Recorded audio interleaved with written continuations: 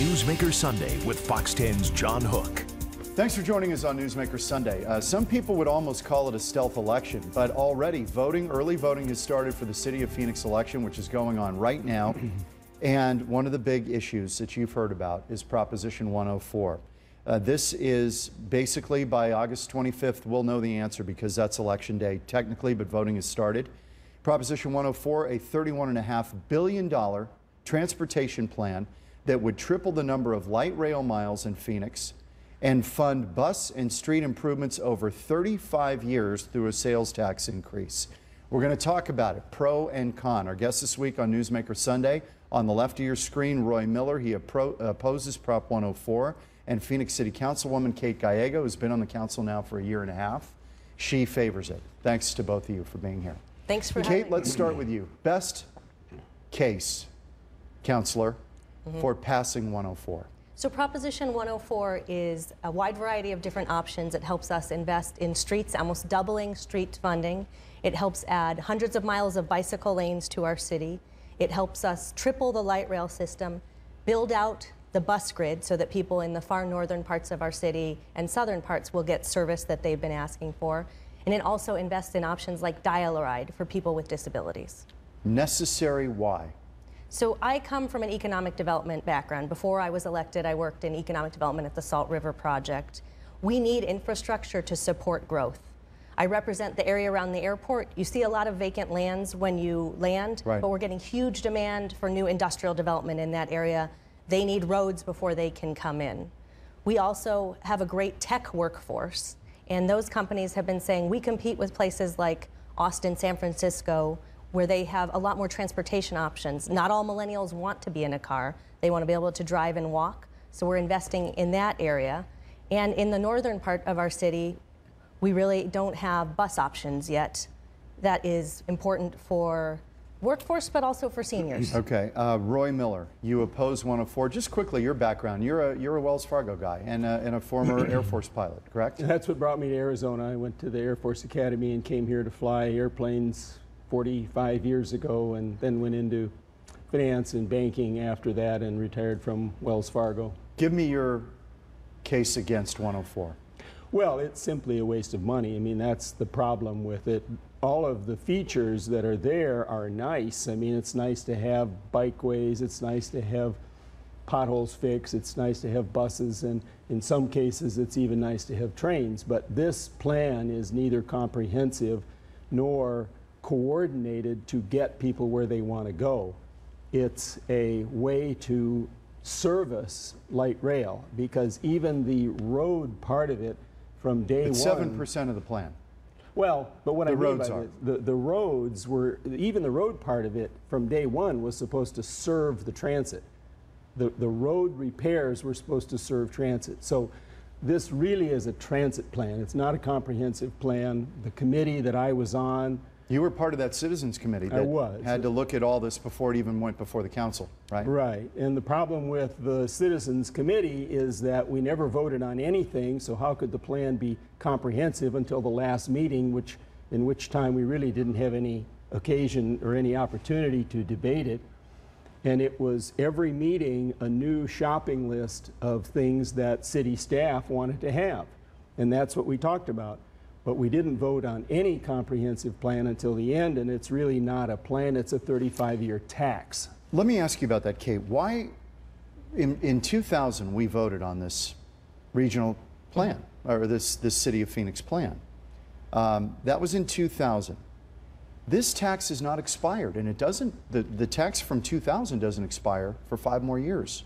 Why do we need to add another tax on what we already have established? We really heard from the business community that if they're going to make long-term investments, they want certainty that the system will continue.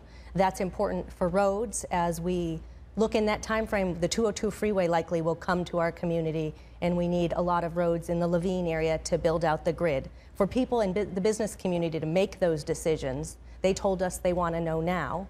And then on the economic development side, the #1 question we get from companies as they come in is, what do you have available on light rail? Where are there locations on light rail where we can put our business? And so telling the business community what's coming in the future will help us sell our city and drive that economic job growth. Okay, but to even build that light rail, we're talking years out to get to places where we want to go. We're already 15 years into this, and we were promised, I think, 24 miles, and we've got 13. So we are actively building right now. The city of Mesa is actively building right now. They're going to have, in 2 weeks, a ribbon cutting on a new extension, and they just awarded a contract to continue on that. Mesa was an example of a city that really had a lot of questions about light rail early on. And seeing what it's done for their city, they've decided to put more investment in the light rail bucket, among many, on transportation. Let me ask you one more thing, Kate. Do you believe that this is more about economic development or moving people around in this city? Congestion is a real problem, and it's tied to economic development. We talk about the time tax, how much time you spend in your car, but we also do need to talk about how do we fill up those vacant lots in our city. We have a lot of infill opportunity, and in my district, I represent the extension as it goes outside of downtown.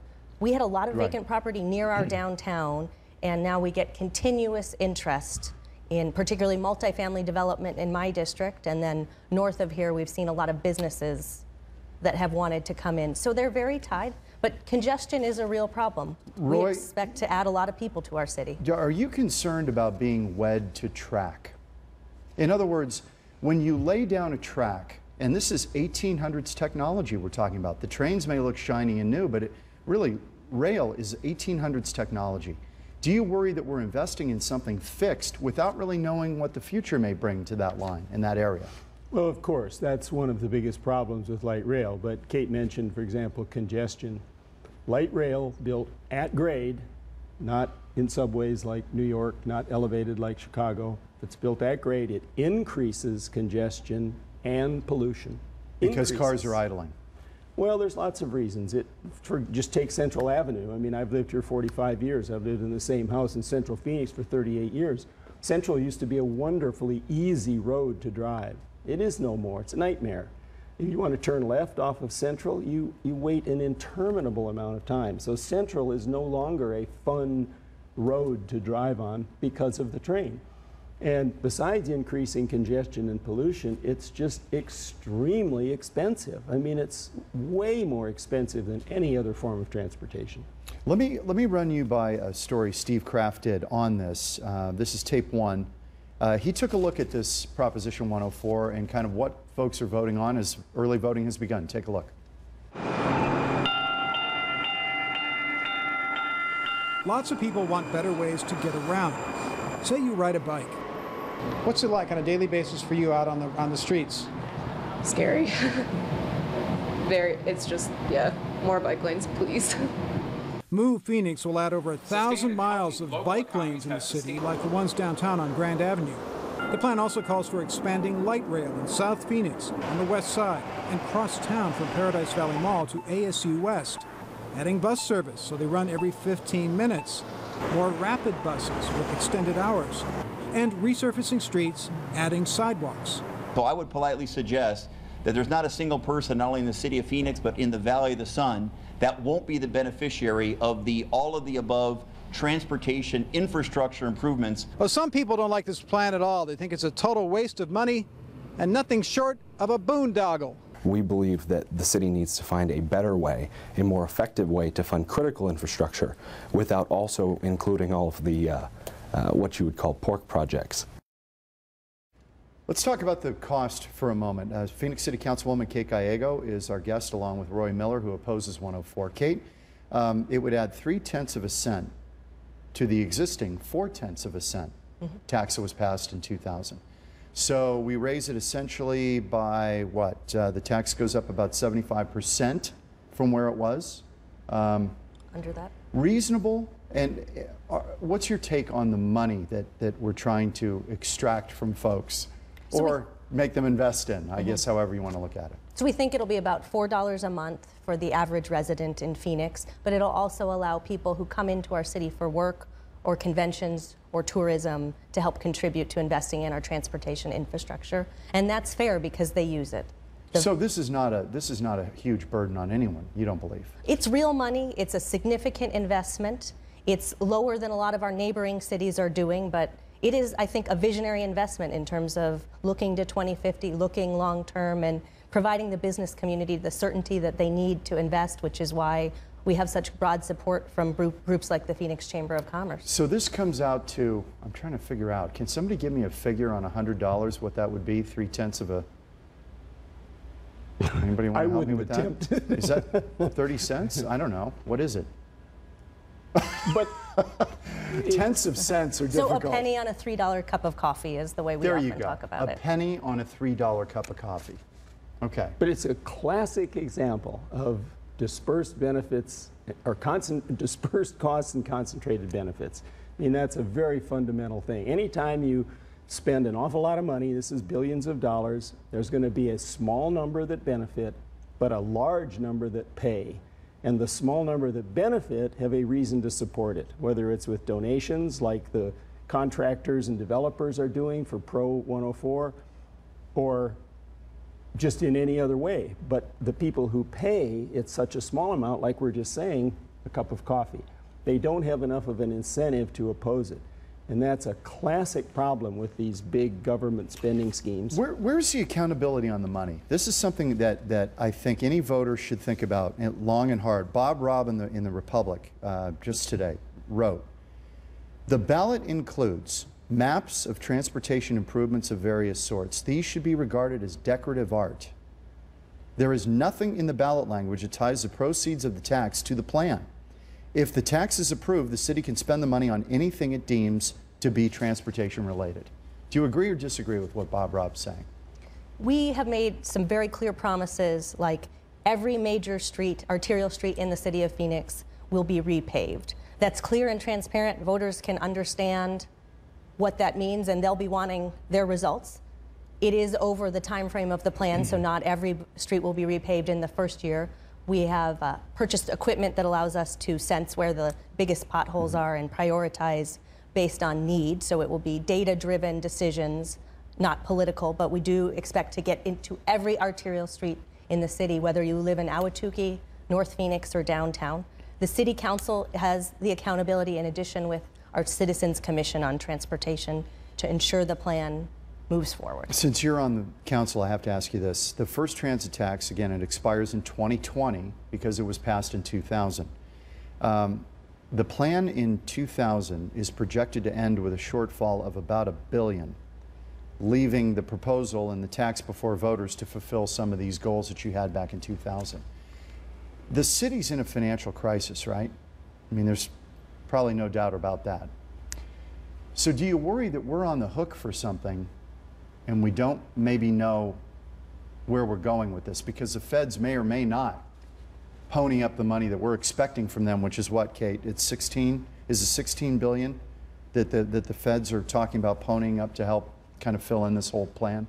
I think it's a lower number than that, but it is much more conservative than we did than we've had in the past. So the system right now, the federal government was about a 50% participant. Right. We're assuming 33% in the plan, so it's significantly more conservative than what reality has shown us, but we think that's responsible to build in that cushion. If we don't get it from the feds, or is the city in a real dire situation to try to make something happen when there isn't money from the Fed, or less than you planned? We're very optimistic about federal participation. The federal government has picked 5 areas across the country to prioritize with their Ladders of Opportunity program. The only one west of the Mississippi is in the city of Phoenix. So they're saying, we think this is an investment that will really connect people with jobs and educational opportunities. The fact that 44% of our riders are students is really meaningful right now and helps us say, you know, this will invest in the future of our economy. And it makes us quite competitive for federal government funding right now, but we will have a future election and we know priorities will change. Roy, for people who don't want this, are they not being realistic about what's happening in this city? That in other words, if we're going to be a world-class city, that we have to have these things, even if they're expensive. Well, do you buy that? No, that's not true at all. Matter of fact, years ago, one of my many letters to the editor was, why can't Phoenix be an auto-friendly city? Nobody in the country advertises that. Why don't we set ourselves apart by being a city where you can drive your auto anywhere, you can find a place to park, you can walk up to the business or whatever. Aren't we kind of doing that now? Isn't that kind of the city we are in? We don't do that anymore. Now, ever since we started light rail in 2000, now we're trying to become like Portland. We're trying to become like some other big city that has these amenities. Let me mention one quick thing about the transit. Just put yourself in the position of looking at the federal budget. One of my old friends, Stan Turley from the bank, used to say, nobody gets any if there ain't none. And there ain't none. When you talk about federal money, there ain't none. So maybe we'll get some, maybe we won't. But as that train gets built out and it runs over budget, as they always do, or it runs out of money, what do you think the city is going to do? They're going to rob that big pot of money to finish the train. And so all of these other projects that are wonderful, buses are much more efficient, streets need repairing, those will take a hindpost. We're going to take a break here on Newsmaker Sunday. Debating Prop 104, the vote for or against transportation tax that would stretch over 35 years and total $31.5 billion. Back in a second on Newsmaker Sunday.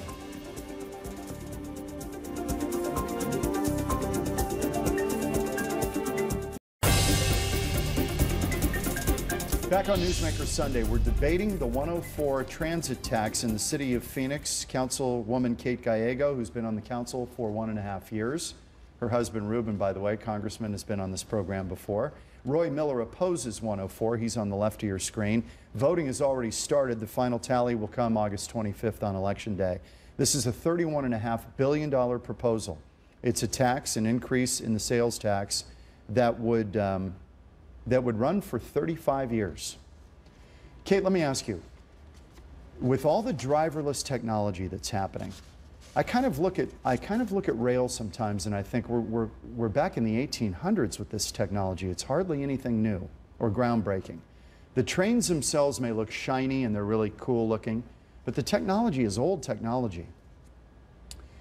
Could somebody make a case that with driverless technology, we could literally have a system that could go almost to someone's door and run people around in a much more efficient, cost-effective manner than trying to lay hard steel track down roads and forget all the eminent domain stuff that goes on, but whatever you've got to do, it's expensive. So that's certainly been one of the fundamental points the No campaign has been arguing. They've been saying driverless cars are going to be here in a moment and we don't need to make this investment.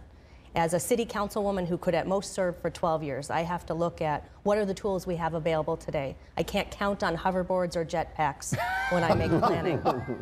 Now you're talking my kids' language, because when they see Back to the Future, they ask for a hoverboard for Christmas. And I said, listen, there's a problem with that.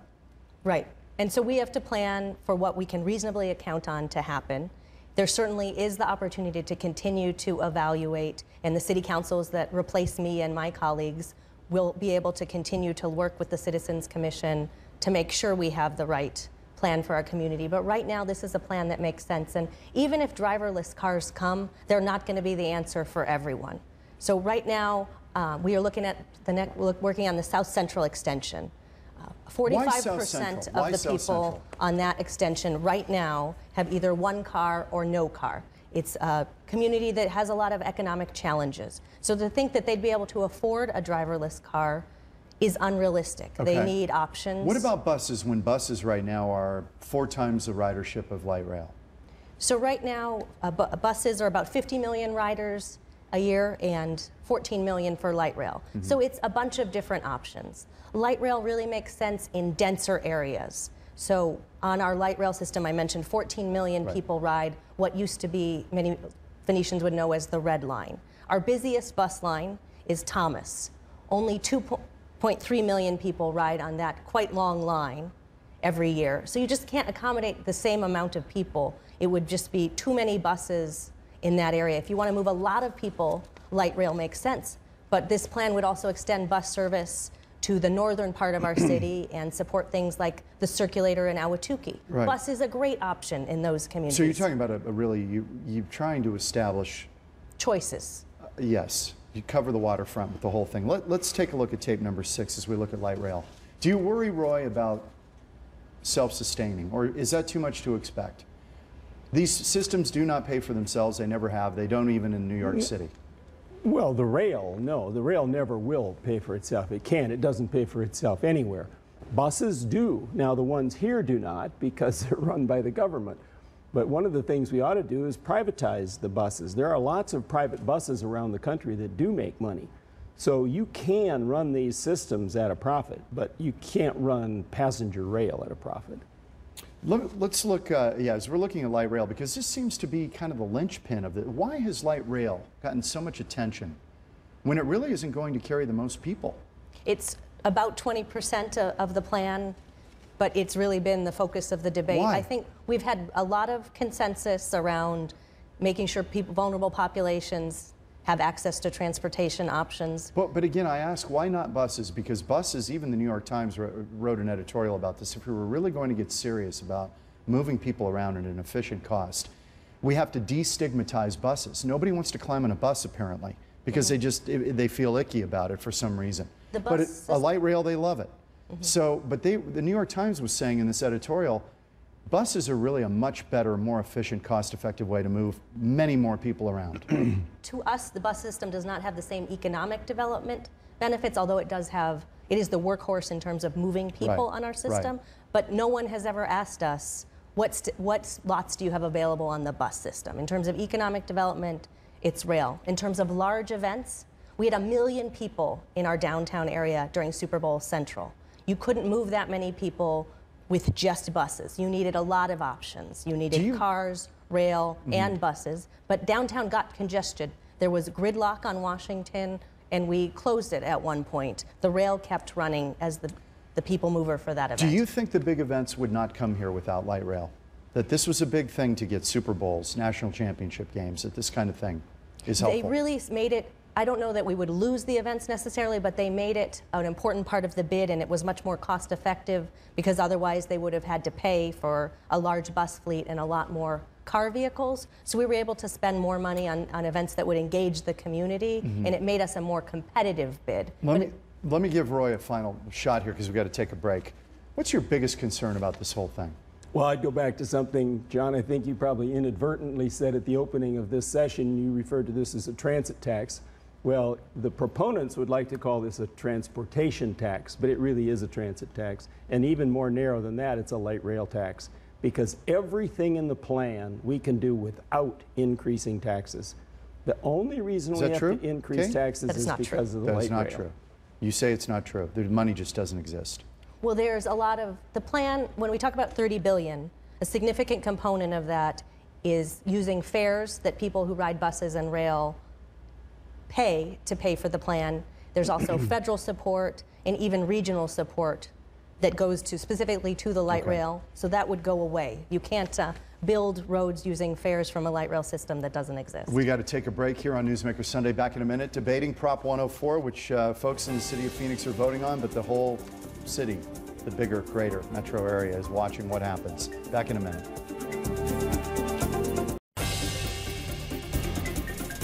Back on Newsmaker Sunday, we've got a minute left in the program. I'm going to start it with Kate Gallego, City Councilwoman.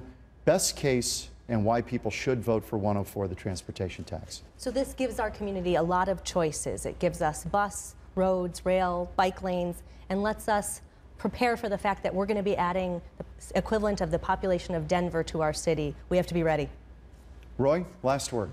Well, this is just extremely wasteful. Yes, we do need a lot of options, but the main objection is the light rail, and the tax increase we do not need. That's what we're voting on. We do not need the tax increase because without the light rail we can do everything else in the plan without increasing taxes. Do you believe it's going to pass, Kate? We've seen strong support so far, but we will continue to work with venues like this to educate people about what's in it for them. Roy, is there enough accountability in the plan for where the money goes? Oh no, by no means. That's the word may that you're going to vote on, not shall. You're talking about may spend on? They can spend it on anything they want to spend it on as long as it's related to transportation. Those maps, like Bob Robb said, are pretty pictures. If there, Kate, let me give you the last word here. We got 15 seconds. If there's a city that we could look at and say, that's what we're going to look like down the line, what would it be? Phoenix is uniquely Phoenix. We have a lot of natural resources other cities don't have, and it's hard to model us on anywhere else. Okay, hey, thank you both for being here. Kate Gallego and Roy, thank you. Roy Miller, who was opposed to 104. We're back next week on Newsmaker Sunday.